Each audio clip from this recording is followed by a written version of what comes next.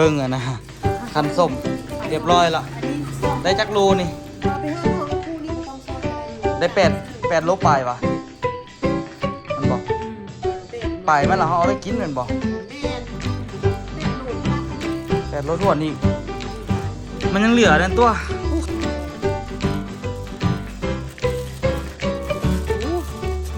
ว่าสิไปกินกุดนั่นนะเงินไม่หดอยู่ทุกคนดิ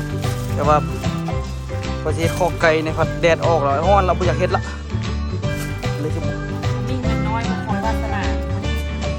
ลงไปถึงเก็บมะกรูดรวมเลย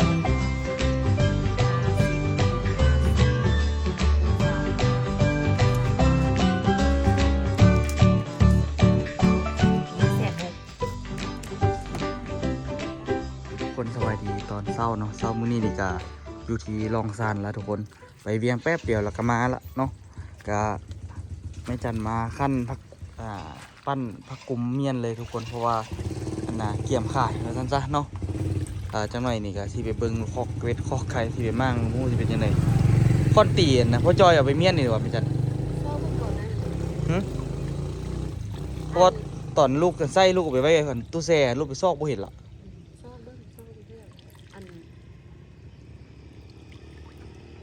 ก้อนลูกอันนั้นน่ะ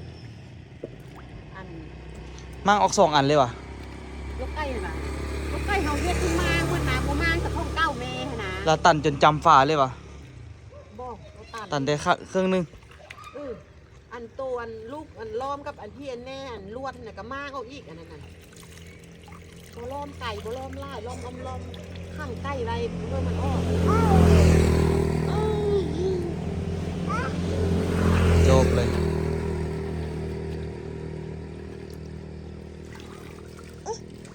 นางมาเบิ้งแม่น้ำผักเนี่ยคันแม่บุยู่เลยจะเค็ดนะมาเบิ้งแม่นางอ่ะเห็นบอกมันก็มีกลิ่นเลยนี่นะมันมีกลิ่นกับกุ้งน้ำมันสะอาดไล่น้ำได้ถึงสะอาดแต่นี้น้ำมันเนี่ยเฮาอ่ะมาปั้นก็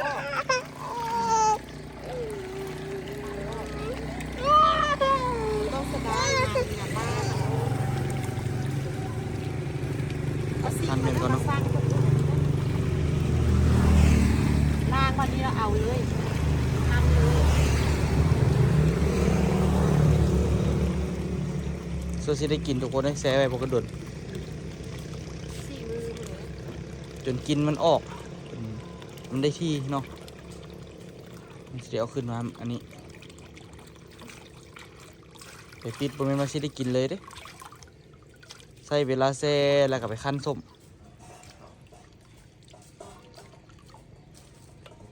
กว่าสิเป็นส้มผักกุมได้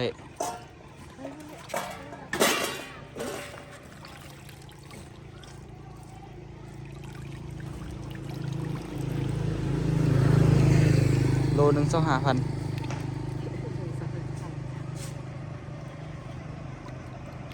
เป็นอย่างกับเป็นเงินเป็นคำเบิดเดี๋ยวนี้ผมไม่อย่างเอาโต้นะ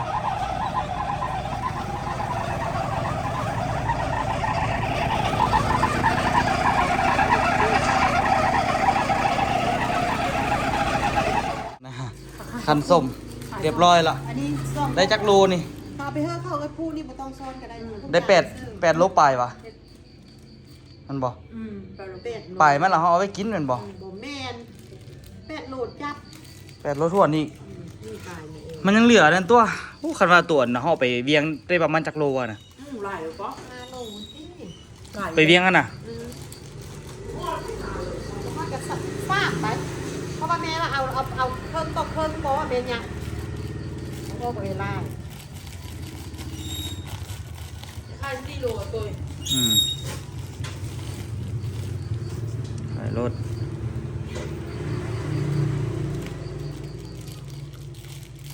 เฮ็ดเรียบร้อยละคันโซซิเลียวทุกคนเอ้ยเป็นธรรมดานี่ล่าเอาสามเอาน้ำมาล้างก่อนก็ลูกหั่นปกติหลักสิได้แพ็คเนาะทุกคนแพ็คไว้เกียมไข่ให้เขาแพ็คบ่ธรรมดาได้โซซิเลียวเนาะใส่กล่องนี่ส่งไปเติบหนึ่งอยู่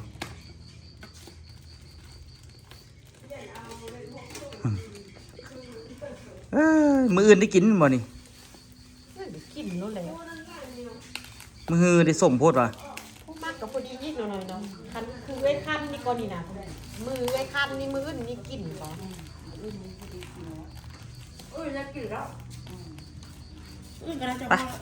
ไปเก็บอีกบ่ เก็บอีก ได้เก็บออกมาจักซี่เป่าบ่มื้อนี้ เอามาไล่ก่อนลังก่อคันเป็นรุ่นก่อนเพื่ออยู่คันน่ะ ได้น้อยเนาะบ่ใช่เนาะ ฮะ ได้น้อยสิเด้โซซีนั่นโอ้รูปกระเทียมแถมพร้อมบัดยงสาแล้วแม่นเฮ็ดให้ส้มอย่างเดียวบ่มีกระเทียมบ่มีหยังบ่มีปรุงบ่มีเกลือบ่มีแป้งนัวเฮ็ดแล้วก็จึงเอาไปซาวใส่เอาปรุงเอาแต่เฮ็ดแบบนี้แซ่บกว่า อันนั่นให้มันเข้าแซ่น้ำก็แซ่น้ำแล้วเข้าอันเอาอันน้ำม่วงน้ำเอ่ยแซ่เนี่ยค่ะ คือซีเมนต์ติบ่ เมเห็นอันเมียส้มอยู่พุ่นละมากินเลยเอาไปอยู่กับตัวเอาตัวอุ้ยเลยทำไหม ปล่อยแล้วทุกคนตัวสิไปเฮ็ดกันนะข้อไก่ที่เศร้าๆค่าเวียกทุกคนเลยค่านั่นค่านี่ไม่จันก็ไปนั่นเนี่ยค่าเอาออโต้เนี่ยค่าขายเครื่องเนี่ยพอดีหาก็แล้วนี่ก็ออโต้กับพัดหาก็ตื่นบ่ต้องจีกเด้ออูเด้อถงกันเอาไว้ใส่ อะไรไหมมาแกะเขาไหมเขาบอกแกะบ่ได้ เอาเขี้ยวแม่เขี้ยวดึงแม่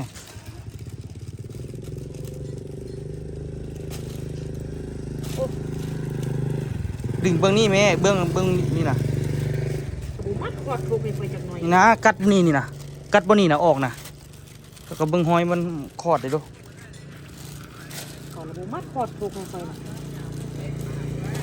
ขอดถูกกระดึงเข้าไป ผู้ค้ำก็ไปซื้อโอ้ยกัดเบื้องข่อยเว้าแม่มันจึงออกเบื้องนั้นมันก็แข็งๆนะเนาะแก๊สบ่นี่นะออกละบัดนี้นะ เดี๋ยวสิรู้ว่ายังบอกกันก็ได้โอ้ก็ได้ ว่าสิไปกินกุดนั่นนะเงินไม่หดอยู่ทุกคนเลยแต่ว่าพอสิเฮ็ดข้อไก่ในผัดแดดออกแล้วฮ้อนแล้วบ่อยากเฮ็ดละเลยสิบ่เฮ็ดเถื่อทุกคนบ่ซื้อผักมาได้สั่น บ่มีพักงานดีบ่แรกไปซื้อน้ำคนวงเอาเขาขายเลยตั้งแต่โลนึง ธรรมดาซื้ออยู่กลางนา ถ้าแหละว่าก็ว่าจะไปซื้ออยู่หั่นแหละ อยู่ฝากน้ำวันนี้เขาบ่เฮ็ดแล้วว่ะ เขาขาย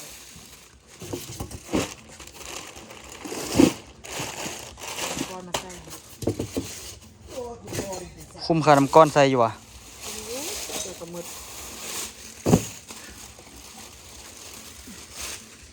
ให้บางน้ำให้เขาเลือกเอาหรอกก็แล้วตัว25,000นั่นสิ แค่ก็ได้ เบิ่งอันนี้เขาสิเบิดละมักเขา แพ็คอีกก็ ก็มักเล่นเขาหน้าซื้อจะก็จะซื้ออันถ้วยน้อยก็นี่ก็ซาหักครึ่งนี่มันบ่งามน่ะ มันซื้อผิดพลาดเนาะ ไปซื้อถ้วยน้อยมาเอามาละ คือเอามาน้อยแท้ คือมาไวเลยสัน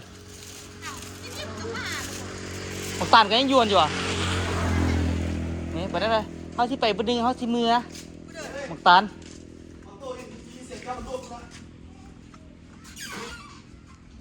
บ่ได้กินเบียร์ติ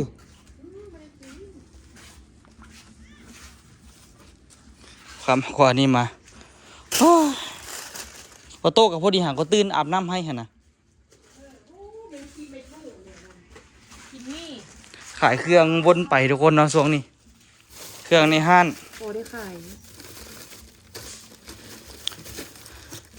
สิได้ไปปรึกษาทำไมอ้นก็ให้เรามาคิดช่วย ให้เราวางให้เราบ่เฮ็ดอันนี้นะเฮ็ดเทินครัวนี่ให้มันแล้วให้อ้นมาเบิ่งช่วยเบิ่งนำว่าสิเฮ็ดจังไดเฮ็ดแล้วก็เฮ็ดประตูปิดพร้อมกันกลางคืนกันขโมย ทำเวลาเขาสิขายเขาโยนี่ขึ้นเครื่องเดินแล้วมันเซ็ต น้ำก้อน ก้อนที่ทำนี่ น้ำก้อนก็ถือว่าได้ขายดีเลยทุกคนเราเนี่ยอยู่ถัง เสน้ำก้อนก็ต้องเป็นถังข้าววางเสื้อเอาทุกอย่างมันไว้เอาทุกอย่างมาแกะออกบ่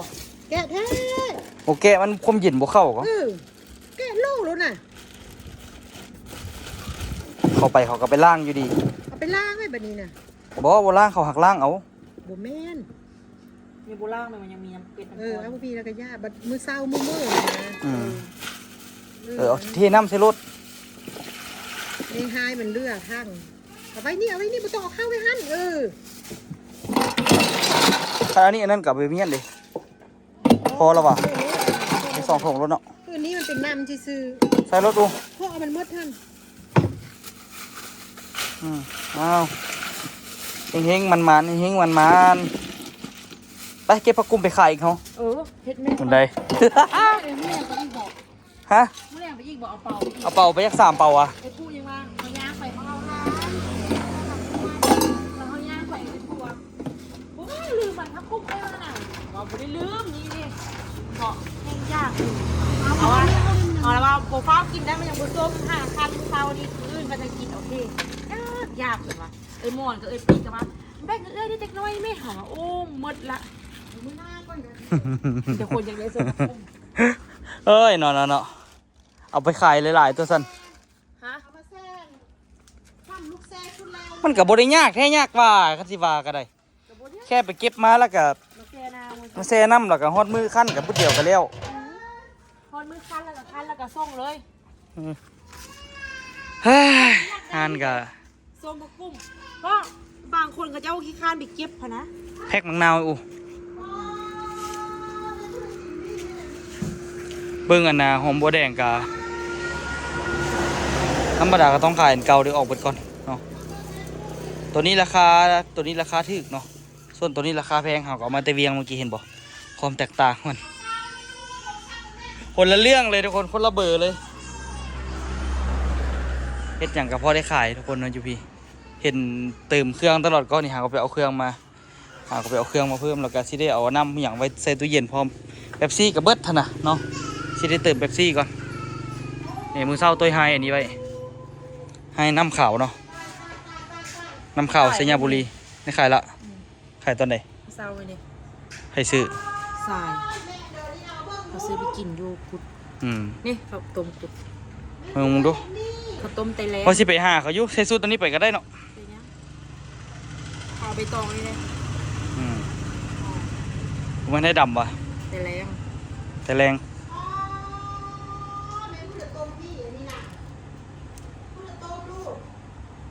น่าเบาหำต้น เมมกูมากว่ะ โมทรงแซ่บเลยโมซีมคันมึงดู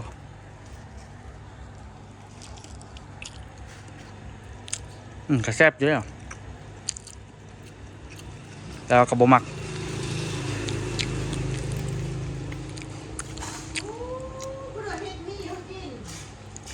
แซ่บป่ะอิ่มเขาวสวยดิไปวนมากับยูฮันนี่แหละทุกคนทรงนี้แบกซี่ตัวนั้นมาด้วย เอาอันนั้นไม่เขาสติงนั้นไม่เขา ซี่เลยนะก่อนนะ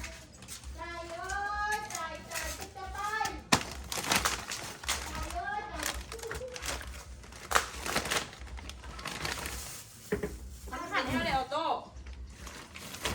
ประตูกระหาก็ตื่นนอนทุกคนเดี๋ยวประเทศอันนี้แล้วตัวก็ซิออกเป็นย่างเป็นลิ้นน้ำเขาได้หนึ่ง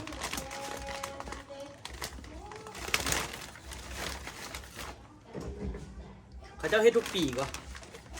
เขาเฮ็ดทุกปีสติงกับซิเบิร์ดละเอาอย่างเข้าตู้แช่นี่คือแป๊บเดียวเบิร์ดทุกคนพอมาเบิดไวอันเครื่องน้ำเย็นพวกนี้นี่นะอันนี้กับเบิร์ด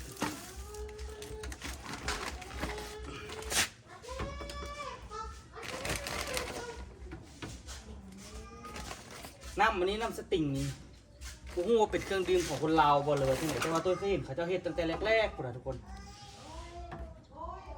เคยซีนมาแต่รสชาติทำอีกคน เห็นแล้วเขาเอามาเสื้อแล้วนั่งเหียนสีเนาะ เจ้ากันดิซีมอ่ะยุ่งเจ้ายุ่งเงี้ยนได้ น้องซันแล้ว โอ้ลองซานเขาก็มาให้ซีมน่ะ มาแท้ เจ้ายุ่งมอหยังเคยเบิ่งเจ้าคือสิอยู่ประมาณม.3 จะประมาณนั้นแหละ เพราะว่าข่อยอยู่ม.2 ประมาณนั้นแหละ เขาเจ้าเอามาให้ซีมเขาเจ้าซีมแต่รสชาติตอนนั้นเนี่ยบ่แซ่บค่ะทุกคน แน่นบ่ เขาเจ้าไม่ข่อยซีมข่อยกินบ่เบิดซ้ เป็นเอาดิ ำบ่แซ่บ มันมีสีเหลืองกับสีเนี่ยเนาะ เมนสีเหลืองกับสีแดงเดี๋ยวนี้เขาออกรถใหม่แล้วตัวเขาออกรถสีชมพูน่ะเห็นนะน้อยนาให้เขาให้น้อยนาซีมก่อนเดี๋ยวเบิ่งเอาคำแพงบางนาวไปเห็นวิธีแพ็กนี้อยู่ใส่ ต๊อก ติ๊กตอกทางใด ต๊อกไทย โอ้คำไปเห็นอยู่ติ๊กตอกไทยคาดว่าคอยบอกเจ้าเบิ้งแล้วว่าห้านนั่น มีเวลาเลยเบิ้งเลยขี่รถ เบิ้งไหม ฮะ10,000ก็ได้ค่ายวะว่ะ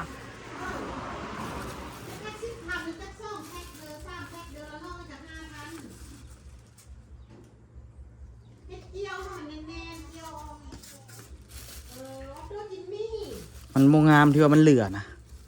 คำมันพอดีคือสิพอดีซื้อถ้วยอันตัวนะสี่เหลี่ยมพะนะมันโมงามหน่อยนะนี่นะ ยามา หักครึ่งก็ได้หักครึ่งก็ได้ให้มันแน่น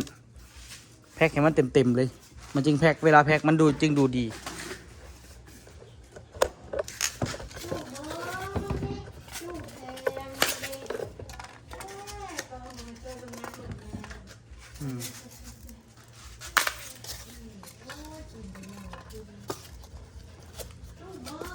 ผมมีเงินน้อยบ่คอยวาสนาวันนี้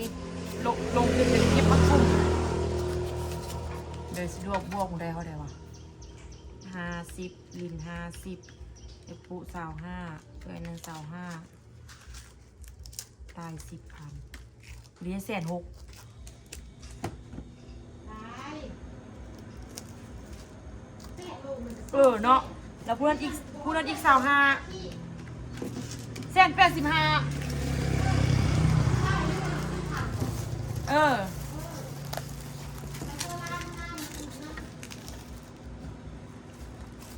มันต้องคิดพันเดอร์สิวะ เอาเครื่องโลมันมาสิ เห็นบอกเวลาแพ็คกันนี่10,000กีบมันกระนาเบิ้ง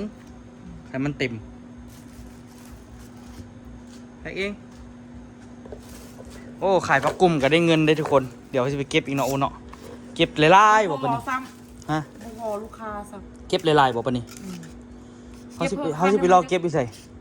ำไปนาเพราะคำพันธ์แบบนี้ แต่บนเก่าอีกก็ได้อูมันออกแล้วป่านนี้นะ ลูกไปดอนอันข้างพ่อบุญบ่ เนาะบ่เขาไปขังพ่อบุญว่ะ อันนี้ไม่นั่นไปดอนนาเขาใส่แล้วไปพักนาพ่อบุญมันลงไปคอนี่เด้ ไปแล้วก็ไปจันไปซักคนที่ว่าเอาตัว เพื่อคอยผู้เดินไปคอยกับแม่ไป บางทีไม่จันอยากกันนะไปเก็บบ่ คือว่าตะกี้คือว่าไปน้ำอูมันก็ดีซะจำเป็นในเรื่องว่าตะกี้ มีจำเป็น คิดว่าอยากไปสินอกแต่ว่าเด็กออกไปเก็บวันนั้นรู้สึกมีแฮงก็เพราะว่าตอนนั้นไม่จันไปเวียงแล้วได้อยู่ห้านหมดมือเอาบอกโตเฝ้าห้านเฮ็ดคลิปกับอยู่ห้านนี่วันออกไปโอ้คือว่ามีแฮงได้มีแฮงว่ะเขาก็ บ่ไม่ตอนเด็กก็คือว่าอ้อนแหละเด้ เขาเก็บคือบอกกันอ่อนเนาะ อีเมียก็ได้ซ้อมเอาอยู่ว่าหัน บอกได้ซ้อนแต่ว่ามันจะเป็นรีบเด้อต้องเด็กเด้อให้บอกรีบย่ามันเป็นส้มนะ แบบใด คอยมักลิเอานะแม่บ่รู้ เจ้าลิแบบใด โอ้ตาย ให้เอาแบบใด ให้เอาแบบเป็นเด็ดเอานะบุลินะลิแล้วแบบมันมีเงื่อนมานะ ก็ฮักตัวข่อยก็ฮักตอบข่อยก็ได้ฮักก็ง่ายๆนึง อู้เนาะ มันว่าไม่น้อยนะแล้วพวกลูกรีบนะ นั่นนี่แหละมันจึงงามนี่น่าซื้อ10,000กีบนั่นก็เป็นตาซื้อดีอยู่เฮ็ดงามดีเฮ็ดคืออยู่ไทยอ่ะคันซิวานี่อยู่ไทยนี่เขาเจ้าเฮ็ดแตนคันซิวาอันนี้ก็10 บาทสิเขาแห้งได้ 6,000 กีบนึงก็ซ้ำๆกับเฮาแหละเนาะเฮาบ่ฮอด10 บาทซ้ำ2อันนี้มีแต่ประมาณ8 บาท 9 บาทอันสิเทียบก็ได้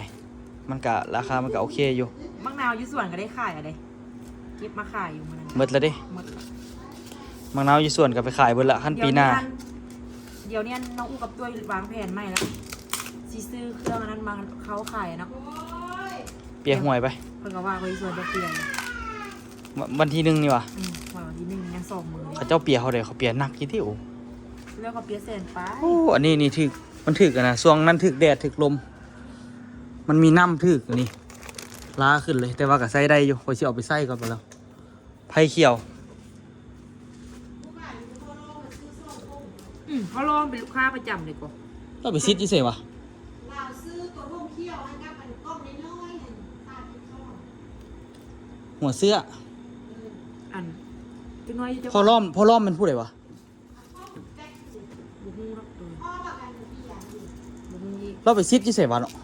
อย่าหู้เด้เรามามื้อไหนบอกเลยเด้อ เราไปซิดอยู่เคลื่อนมุนตี้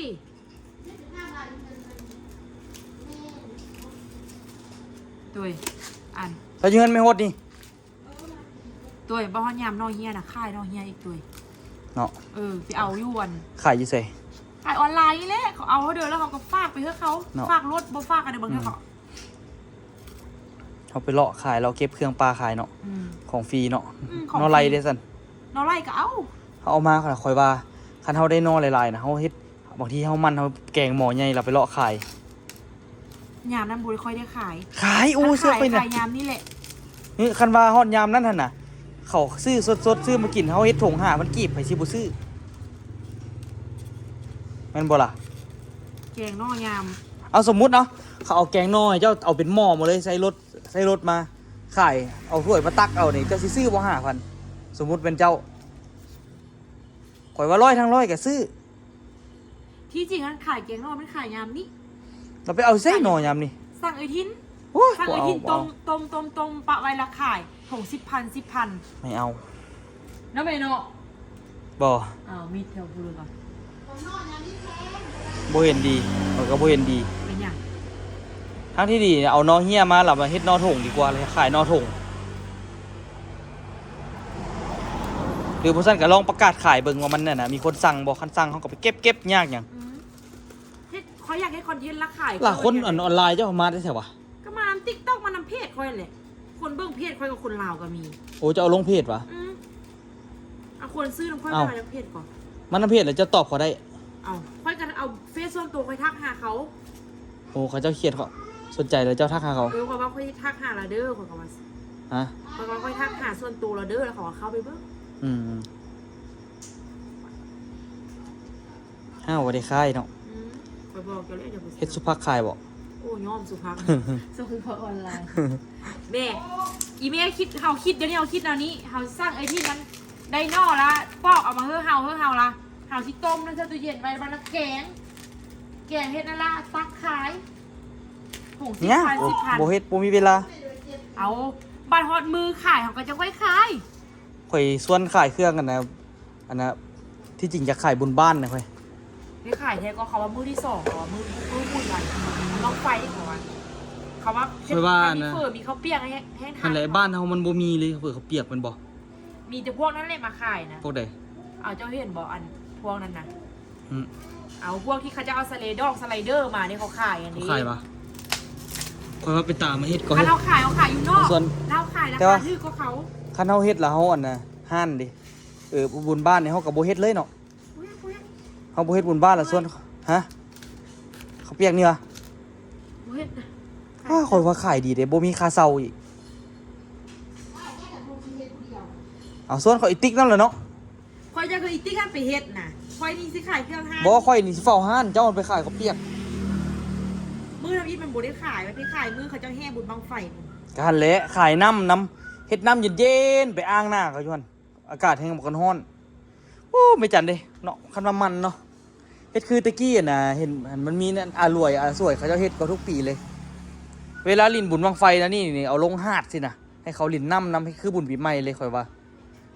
ตัวเฮาบ่ได้เอาซามเยอะๆแล้วเอาน้ำก้อนไปลงแล้วเฮาเอาอันพวกนมพวกเดียวเฮานี่อันยูทูเซเฮานี่ไปเซละ อันนี้แหละที่ข่อยเว่าแล้วเขาก็ขายราคาขึ้นบัดนั้นเขาเอาไปขายอยู่หั่นคือทุก12เขาก็ได้ขาย15 ขาย12คือเก่านี่เอาหมดไว้ บ่แล้วขาย15ไปตั้งขายอยู่แต่บุญพุ่นเลยนะไปเฮ็ดอันนะบ่นั่นน่ะเฮ็ดทานน้อยๆขายเฮาบ่ได้เสียค่าอีกเว้านำพอมีสิเฮาเสียเฮ็ดอันนี้สิฮะขายอยู่นอกเอาตัวขายอยู่หน้าเฮือนเสาเฮียมมันดิ สิหน้าที่เดือดยากเนี่ยไปขาย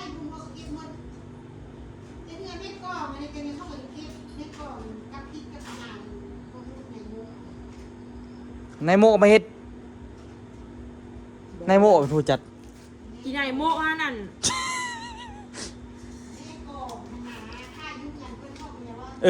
อันนั้นอยู่ข้างนอกอ่ะติบ่แล้วมีสิทธิ์จังเนาะให้ขายอยู่หน้าเฮือนเนาะ การระบอกเราขายอยู่หน้าเงินเราแล้วเข้าไป กะยาเขาสิเอาเท่าใดนึงคันเอาเย็นๆไปตั้งขายหรือว่า โอ้ยมันยากบ่เวลาเนาะฮอดยามนั้นนี่เพราะมันเป็นบุญบ้านเฮาก็อยากเฮ็ดนั่นเฮ็ดนี่ ที่จริงฮะคันผู้เดยอยากเฮ็ดทันละเมียนติ๊กฮันเหมาะสมเฮ็ด โอ้ยติ๊กมาเอาไปขาย เอาจนมันก็ตั้งร้านขายเครื่องอันอุปกรณ์ต่ำมันก็มีแล้วเฮาะมาไปขาย บ่ข่อยว่าคิดอันนี้ข่อยนะถ้าเบิ่งเด้อคันสมมุติสิขายหั่นน่ะสมมุติขายน้ำเนาะใส่หลังรถหุ่นใดไปเลยไปแล้วเปิดท้ายแล้วเปิดทางข้างออกเปิดหยังแล้วก็นั่งอยู่หลังรถหั่นเลย ก็ได้ แล้วเราก็บ่ต้องเก็บอีกใส่ปิดฝาแล้วก็มาเฮือน บูมต้องไฟเอาไปขายเอาไปขายน้ เพิ่นเด้แล้วใครสิไปขายปะดิ ำค่อยกับเจ้าอีแหละ ข่อยบ่เฮ็ดบ่รับแขกเลยวะ เอาฮับแค่มือทำอิด แม่นนะ มือที่สองกับเขากับบูมากินเขาเอาไปบุญบังไฟมืด แม่นเด้เนาะ โอ้มืดเลยโอ้แม่ซื้อ ต้องปันนี่ มีเฮ็ดเข็มคุบแม่ไม่เดียวเด้อ เฮ็ดเข็มมากุ๊บอีก เด้เฮ็ดเข็มคุบนี่ โอ้เป็นตาแซ่บแท้อันนี้ฮะบ่เผ็ดติลองมึงแม่บ่ฮู้คือกันว่าเผ็ดหรือบ่เผ็ดอันเท่าใดโอ้เฮ็ดเข็มแล้วยังกรุบอีกเด้นี่นะ เดี๋ยวแม่เบิ่งราคาก่อน2 4 6 8 12 4 6 8 เขาซี่เขา 2 4 2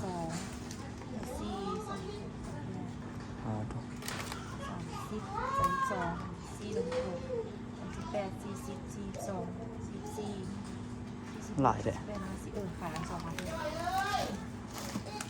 ถึงแล้วเอาเขา สองพันกีบ เฮ็ดคุบอันนี้นะ เอาไปซีมึงแม่ เอากระแฮ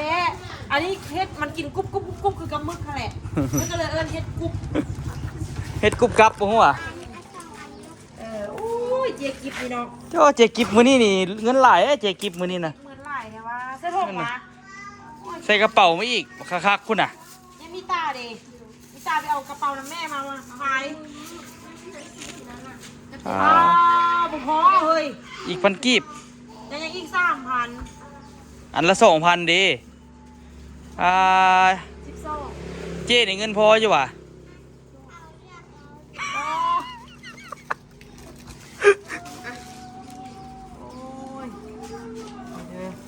โอ้ย เจ้เงินหลายแท้ ทีนี้เราเลือกเอาเงินเลย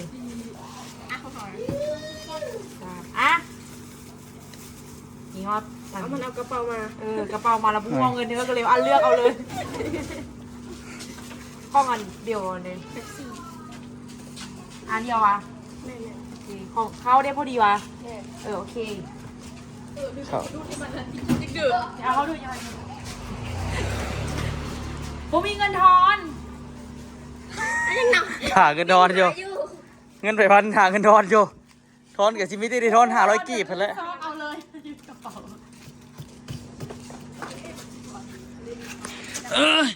เรียบร้อยนะทุกคนเนาะตอนนี้นี่กา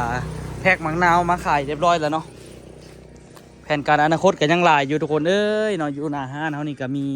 หลายอย่างที่ต้องขายเนาะค่อยๆขายไปมีอันไหนพอซื้อก็ซื้อเข้ามีอันไหนพอซื้อก็ซื้อเข้าเดี๋ยววันแรกเขาจัดนี่เราถ่ายคลิปลงไปขายกูตัวยัง ทานเอื้อยเนี่ยก็ยู่อันค่าบกของเราว่าจะซองซื้อเสร็จ ขอต้องลองต้องเบิ่งราคาก่อน เขาจะจัดมาเลยว่าเครื่องพวกเราซื้อไว้สิวะเขาต้องในเฮ็ดเอาสั้นวางเครื่องมาวางเท่านั้นนี่เองโดย ต้องซื้อเล็กไปให้นะ เขาต้องได้ พวก ซื้อแพ ตัน แผงตัวนี้ยาวๆลงแบบนี้เลยเพราะว่าเขาจะห้อยลง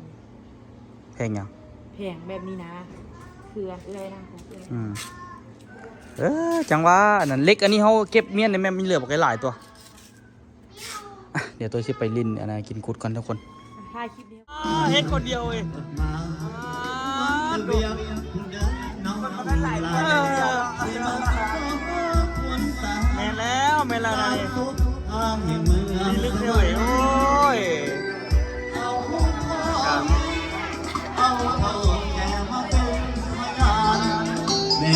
เก็บบรรยากาศมาฝากทุกคนในน้องจอทีดีลาทุกคนทุกคนละเด้อนี่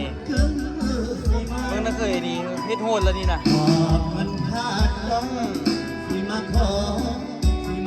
คนเดียวพอเลยเพื่อนว่า